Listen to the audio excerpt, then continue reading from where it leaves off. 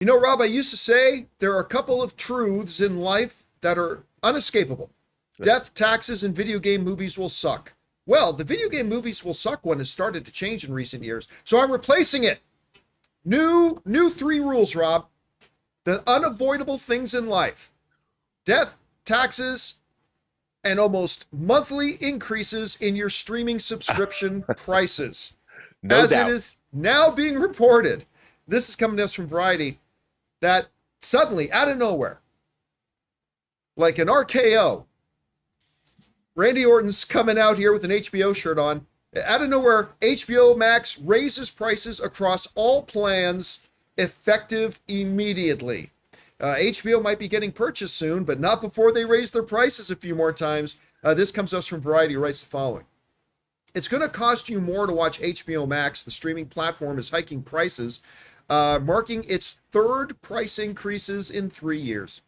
Warner Brothers Discovery announced that as of Tuesday, October the 21st, that's as of yesterday, the cost of HBO Max plans will increase the following prices. HBO Max Basic with ads will go up $1 monthly. HBO Max Standard, that's the no ads plan, will go up $1.50 monthly. HBO Max Premium, no ads plus 4K content and streaming on up to 4 devices at once, will go up $2 monthly. The prices are effective immediately for new subscriptions. Existing monthly subscribers will be notified 30 days in advance of their plan renewing and will see price increases starting from their next billing date on or after November 20th, 2025. All right. It's becoming a rather regular feature here on the John Campea Show for us to talk about the latest streaming company increasing their prices. And look, okay, let me at least go on the not so bad side for a second. Let me do that first. On the not so bad side for a second, at least, you know, it's a dollar. It's $1.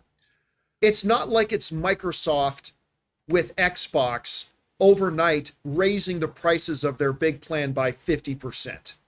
Okay, so at least it's not that. I think this represents something like a 7% increase, whatever. It's $1. It's $1. Depending on the plan you have, maybe $1.50 or maybe $2. Fine. I still maintain today, Rob, that the problem with the streaming prices is not the price of the individual streamers. Listen, for me, especially, I don't know why, but especially the last couple of months, I've been watching a lot of HBO Max. For me to spend like 50, 60, 70 cents a day on watching HBO Max, whether it's like $18 or $20 a month, that to me still represents a fairly fair price for what I get with HBO Max. I've been saying that for a long time. The problem, though, is that HBO Max is not the exclusive streamer. Fans want to have HBO and they want to have Disney Plus, they want to have Apple TV Plus, and they want to have Netflix, and they want to have Paramount. Like, content today is distributed and dispersed across so many streaming platforms. And while each one of those platforms may, in and of themselves, be fairly reasonably priced, the reality is that these streamers have to understand is that we as consumers see them as a collective. And every month, our cost as consumers to stream the content we want to watch continues to go higher and higher.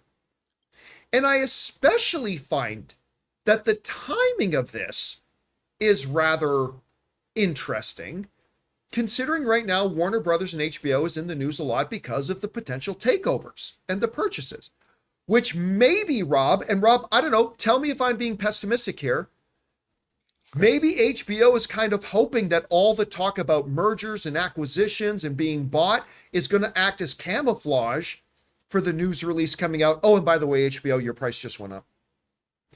It seems like they're using all the other news they have in right now as cover. And again, listen, I don't want to blow it out of proportion. I get it. We're talking about a $1 price increase. I'm not trying to over-exaggerate it. $1. They've been on average, HBO themselves have been on average raising their prices once a year. Not like a couple of other streaming services that have been doing price raises several times a year. Again, but at some point, Rob, these individual streamers have to understand that we as consumers don't just look at it as an individual service. We look at it at our monthly streaming bill. Yeah. And this is like the third increase for our collective monthly streaming bill in like the last month and a half. And I get it. These are businesses. They want to be profitable. We always understood, Rob, when Disney Plus launched, what did it launch at? Like $7.99 a month or something? Something ridiculously low. I can't remember exactly. I think it was even $4.99. You know what? You might be right. That introductory, yeah. That that was irresistible. We all knew that was just the drug dealer in the candy store giving the free sample to get us hooked. Like, we all knew that's not, they can't operate like that. That's not sustainable, that price. We all knew that. But I don't think what we were all prepared for was the rapid frequency of all these price increases. And I just think right now it's a bad time for HBO to be introducing this price increase unless they're trying to make their service look even more attractive to a potential buyer. Guys, we want to take a second to thank the sponsor of today's video, Zapier. You know, one of the biggest game changers of the past year has been AI. But let's be real, just talking about AI doesn't actually make your day any more productive. What does make it more productive is finding tools to put AI to work for you. And that's where Zapier comes in. Zapier is the easiest way to take AI and plug it directly into the apps and processes that you're already using every day. No IT bottlenecks, no complexity, just results. For me, it's been about saving time on repetitive stuff so I can focus on the work that matters and I actually enjoy. And it's not just me. Over 3.4 million companies are already using Zapier to streamline everything from sales and marketing to IT and HR. With their AI orchestration platform, you can connect top AI models like ChatGPT or Claude right into the apps you already use. So whether it's automatically enriching leads, coaching your sales team, or even resolving IT tickets, Zapier makes it simple. Guys, join the 3.4 million companies already automating with Zapier and transform how you work with Zapier and AI. Get started for free by visiting zapier.com/Campea. That's zapier.com/Campea. Anyway, Rob, you saw this report. What are your thoughts on this? Well, I think it's not unexpected that when they finally announced that, yeah, we're open for business. If you want to come buy Warner Brothers, you can buy us. That they upped their price of HBO because, a little extra profit for any potential buyers to look into. And at the same time, they get to add it under the cover of whatever they're trying to cover up. But like you said, look, I think HBO is actually worth the money you pay for it. I agree. The movies they have, it is a great streamer, but we're now living in an age where the price of everything from healthcare to beef to soybeans to our streaming services is getting jacked up on all sides. And I just think at some point there's going to be some kind of a revolt, or as we've talked about on the show for years, who's going to bundle all of these things together and give us one reasonable fee that isn't going to be, if every streaming service decides on a monthly basis to raise their prices, which is kind of what seems like is beginning to happen, at the end of the day, what does that say to your consumer base? It's just, I get it with HBO, I do, but at some point someone's going to call a foul or an audible and say, we can't do this is unsustainable. And I think that these companies have to somebody's got to stop this and do something, give consumers, rather than just keep choking them for more money, give them a different alternative. Because if you don't want churn to happen, you've got to stop doing this to everybody. And it seems like it's happening faster and more often than it ever did before. And where does it end, John?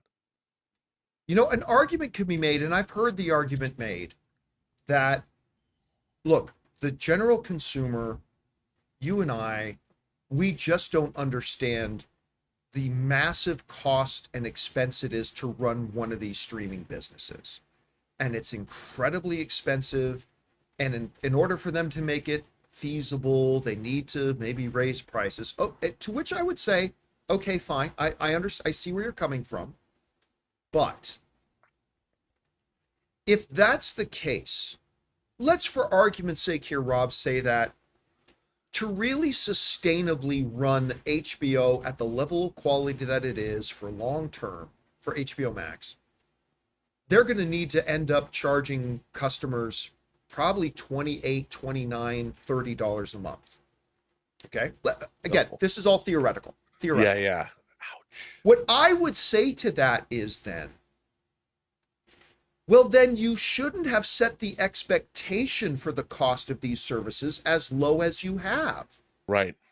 You shouldn't have launched at $15. If you knew mathematically to run the business you want to run it at and to be profitable, at some point you're going to have to end at a phase where you're charging consumer $27, $28, $29, $30.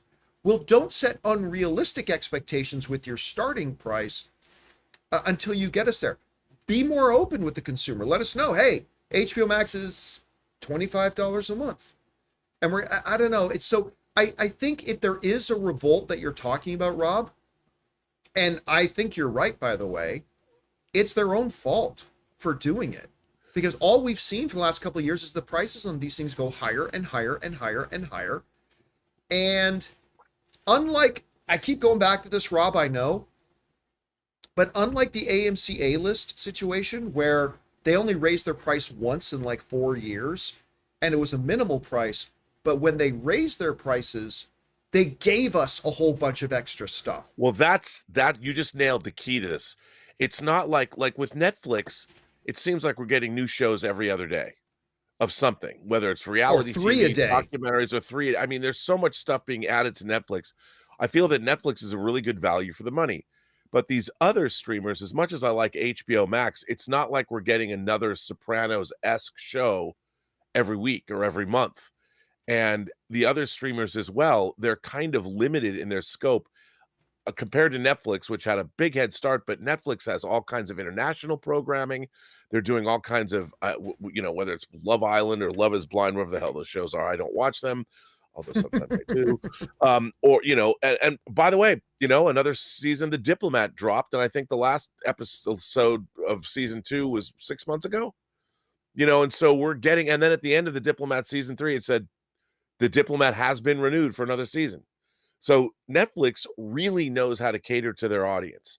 And I feel like that's the model. The other streamers can't come anywhere near Netflix, and yet they keep raising their prices. And what are we getting for that raise? I mean, I know we're only talking $1, but when you're talking about, 20%, or if it's a $20 fee and then they add $1, that's what, 5%?